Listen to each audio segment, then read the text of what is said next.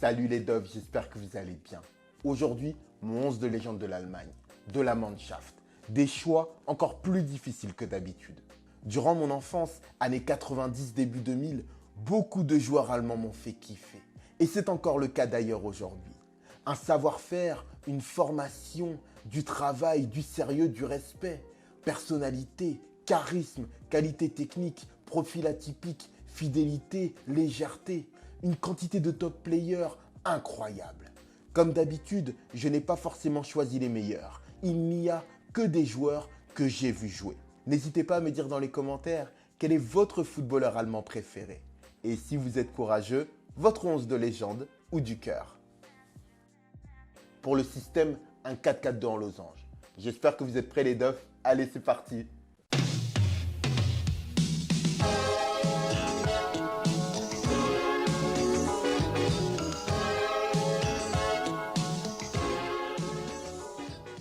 Dans les buts, Oliver Kahn. Alors j'ai hésité l'espace d'un instant, une fraction de seconde avec Manuel Neuer, mais je crois que si j'avais choisi Manuel Neuer, c'est parce que j'aurais été trop influencé en fait par les émotions qu'arrive à transmettre et à véhiculer Jean-Charles Sabatier, qui est commentateur et présentateur à beIN Sport. Non, si j'écoute mon cœur, c'est Oliver Kahn.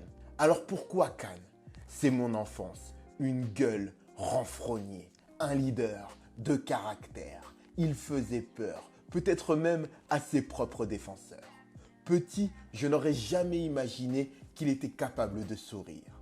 Oliver Kahn, un gardien, un goal à l'ancienne. Pas de fioriture, pas de chichi, efficace, honnête et pragmatique. Une référence du poste dans son pays, en Europe et dans le monde. Pas le plus technique, pas le plus élégant, pas le plus spectaculaire. Pas le meilleur des relanceurs, mais à coup sûr le plus charismatique, appliqué, concentré et travailleur. Oliver Kahn, des casquettes, des remontrances, des colères, 14 ans passés au Bayern. Seuls les plus techniques, les plus habiles, les plus félins pouvaient le battre. Latéral droit, un des joueurs qui m'a fait le plus kiffer dans toute l'histoire du foot. Un de mes joueurs préférés tout simplement, Philippe Lahm. Should be picked up down that left side by Lahm. Chances here, and the Costa Rica goalkeeper is beaten! And Germany! Extraordinary score through Philipp Lahm! Un footballeur habile, agréable à voir jouer. L'un des meilleurs latéraux de tous les temps. Petit mais charismatique. Comment ne pas l'apprécier? Comment ne pas le respecter? Capable d'évoluer des deux côtés. Tellement intelligent que Pep Guardiola l'a fait jouer à l'instar d'un Joshua Kimmich, milieu récupérateur. Lahm, un des capitaines emblématiques du Bayern, un vrai footballeur, complet, passeur et centreur d'exception. À gauche, le sympathique Christian Ziege. Sincèrement les Doves, j'aurais pu faire une équipe uniquement composée de joueurs des années 90-2000. Christian Ziege excellait aussi bien défensivement qu'offensivement. Des qualités de centre, une intelligence. Je le dis beaucoup, mais mon équipe est remplie de joueurs qui pensent, qui réfléchissent. Ziege, c'est une polyvalence et une régularité qui en font une valeur sûre. Bayern, Milan, Liverpool, Tottenham et beaucoup de blessures. Enfin, petite anecdote, il est avec le Turc Umit Davala, le premier joueur que j'ai vu coiffé d'une crête. Pour moi, ce sont les deux qui ont lancé la mode. C'était lors de la Coupe du Monde 2002. Ayant un 4-4-2 en losange, mes latéraux auront beaucoup de travail. Ils vont monter et descendre en permanence. Il me faut donc des défenseurs solides, sur qui je peux compter et qui ont une lecture, une patience et une sérénité à toute épreuve. Le premier, Jürgen Kohler.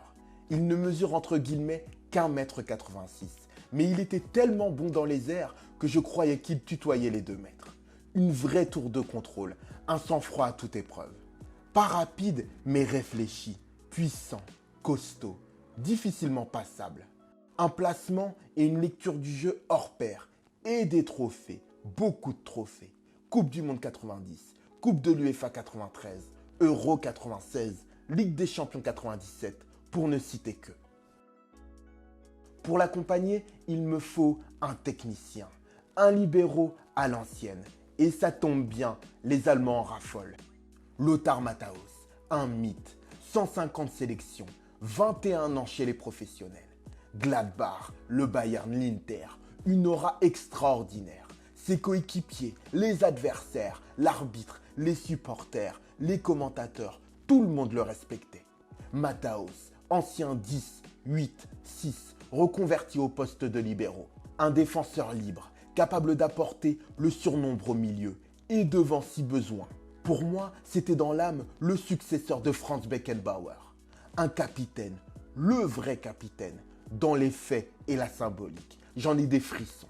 Puissant, techniquement honorable, vision du jeu claire et limpide, puissance et précision de frappe redoutable, excellent tireur de coups francs, régulier, des qualités défensives qui n'ont rien à envier à bon nombre de grands stoppeurs. Le joueur parfait. On passe au milieu. On va débuter par mon récupérateur, mon numéro 6, ma sentinelle.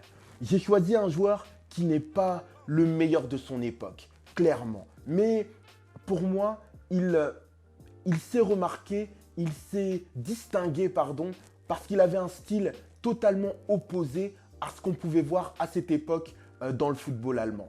Pour moi, c'est mon chouchou. Ça reste, et j'en ai des frissons encore une fois parce qu'il me renvoie vraiment à une enfance où je kiffais vraiment le football. C'est pas que je le kiffe plus aujourd'hui, mais il y avait vraiment quelque chose de particulier. Je vous présente Jens Jeremies, un joueur qui m'a permis de découvrir le club de Munich 1860 et d'apprécier une Mannschaft en perdition. Elle n'était plus aussi belle, aussi charismatique, aussi charmante, malgré sa finale de 2002. Jeremies, un mix entre Budewijn Zenden et Gennaro Gattuso. Cheveux longs, petit bouc, débraillé, rocker, métalleux. Pas le plus technique, mais accrocheur, battant, guerrier, agressif, physique. Il ne lâchera rien. À la droite de Jeremies, Stefan Effenberg. Je pense que tous ceux qui ont vécu le football des années 90-2000 connaissent Stefan Effenberg. Lorsqu'on pense au Bayern Munich de cette époque-là, directement, je crois que c'est un des premiers noms, si ce n'est le premier nom qui vient. Est-ce que c'était le plus fort? Non, je ne le pense pas. Même si c'était un superbe joueur. L'homme est controversé, tel un John Terry. Les affaires lui ont sans doute empêché d'avoir une belle carrière en sélection. Un caractère fort, explosif, un leader, encore un. Si beaucoup le résument à un simple gratteur de ballon, à un tacleur hors pair, à la fois efficace, impressionnant, permettant de faire flipper n'importe quel adversaire, sa relance était propre et sa frappe dangereuse. Le boss du milieu de terrain bavarois. Jeremies, Effenberg. Passons au troisième. Il sera sur le côté droit du milieu de terrain. J'ai choisi Bastian Schweinsteiger. Schweinsteiger on the ball. No substitutions as yet, so Schweinsteiger will look for a shot in here. It's a thrilling shot. It took aim and it was deadly aim. Le polyvalent et talentueux Bastian Schweinsteiger. Quel joueur, les frissons. Le footballeur m'a fait à nouveau apprécier pleinement la Mannschaft. Quel style, à la fois débridé et appliqué. Une évolution de carrière tout à fait remarquable. Je l'ai découvert dans le couloir lors de la Coupe du Monde 2006. Un poste où, malgré un manque de vitesse, comparé à ce que l'on peut voir dans le football moderne, lui allait parfaitement. Il excellait par son placement, par sa puissance, par son impact, sa qualité de passe, de centre, de frappe, par sa technique. J'ai regretté son replacement dans l'axe par Louis van Gaal, car je perdais un joueur que j'appréciais beaucoup. Mais je me suis consolé en découvrant un footballeur, non, un top player serein, taille patron, un relayeur moderne, dans la droite lignée des grands milieux de terrain allemands. Au poste de numéro 10, un joueur incroyablement sous-coté. Alors vous me connaissez les dofs, je ne suis pas du genre à utiliser cette expression à tort et à travers, parce qu'aujourd'hui, j'estime qu'on l'entend un peu pour tout et pour rien. Vraiment, pour moi, ce joueur, il est injustement dévalorisé, alors que selon moi, il a démontré sur le terrain et durant une période extrêmement longue tout son talent. Je vous présente, ou du moins, je vous représente Thomas Müller. Müller, un grand nom du football allemand. J'ai vu débuter Thomas il y a plus de 10 ans et je le verrai sans doute raccrocher les crampons. 522 rencontres, 195 buts à l'heure actuelle avec le Bayern, 100 sélections pour 38 pions avec l'Allemagne. Alors que beaucoup l'oublient à cause de son allure, de sa sobriété, de son style à l'ancienne, chaussettes et protège-tibia baissés, Thomas Müller n'a que 30 ans. Oui, 30 ans. Beaucoup estiment qu'il n'a pas de meilleur poste, mais c'est faux, du moins pour moi. C'est un 9,5, le 9,5 parfait. Vista, sang-froid, déplacement, altruisme, finition, intelligence. Un grand joueur selon moi, qui, je l'espère, sera reconnu un jour comme tel par le grand public. Il me reste mes deux attaquants. Pour le premier, je n'ai pas hésité une seule seconde.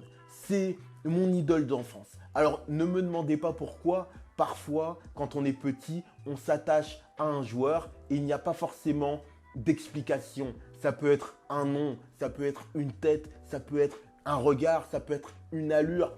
Il n'y a pas forcément d'explication. Je suis sûr que même vous les Doffs, il y a un joueur pour qui vous ressentez ça. Hustler looking for Klinsmann, ever aware of his presence. Klinsmann with a turns, scores! What a goal! Jürgen Klinsmann. On le sous-estime par son allure tranquille, inoffensive, mais quel joueur, quel buteur. Un peu dans le style à la Jean-Pierre Papin, un véritable avant-centre. Une spontanéité, une précision, une efficacité, une maîtrise des gestes incroyable. Un mec qui m'a toujours paru calme et posé. Klinsmann, 47 buts en 108 caps, international de 87 à 98. Pour accompagner Klinsmann, j'ai hésité. Il me fallait un véritable renard des surfaces, un joueur de tête capable de réceptionner et de catapulter les centres, nombreux j'imagine, au fond des filets. J'ai hésité entre deux excellents buteurs, deux joueurs qui ne laissent aucun amoureux des numéros 9 et même du football en règle générale insensible. Miroslav Klose ou Oliver Bierhoff, le meilleur buteur de l'histoire de la Coupe du Monde ou celui qui a été capable d'en inscrire plus que Ronaldo. El Fenomeno de l'Inter sur une saison et avec l'Udinese. Choix du cœur, Oliver Bierhoff. Il est d'ailleurs pour moi indissociable de Klinsmann. Un joueur de tête comme on n'en fait plus. Un des rares Allemands à avoir réussi en Italie. Je l'ai évoqué juste avant, mais lors d'un mano à mano incroyable avec R9, Bierhoff décroche le titre de capocannoniere lors de la saison 97-98. Une performance qui lui ouvrira les portes du Grand Milan. S'il a disputé 8 rencontres avec Gladbach, il est un des rares top players allemands à n'avoir jamais joué, à ne s'être jamais imposé dans un grand club outre-Rhin. J'espère que cette vidéo vous aura plu les Doffs. N'hésitez pas à me donner votre joueur allemand préféré dans les commentaires. Et pour les plus courageux, votre 11, comme d'habitude, ce sera avec grand plaisir que je regarderai et parlerai, si vous voulez, avec vous de votre formation. Alors évidemment, si vous voulez me suivre sur les réseaux, vous le pouvez. Instagram, Doff de Foot, Facebook, Doff de Foot, Twitter, Flav Boré. Je vous dis à bientôt les Doffs. Portez-vous bien. Ciao. Eh les mecs, vous cognez sur des plus petits que vous? Hein? Ça a l'air vachement cool. Je peux jouer avec vous? Et s'il te plaît, tu peux me donner du feu? Ouais, tiens, voilà. Qui t'es, toi? Qui je suis? Je m'appelle Doraemon et je suis le boss de la bande de Santama.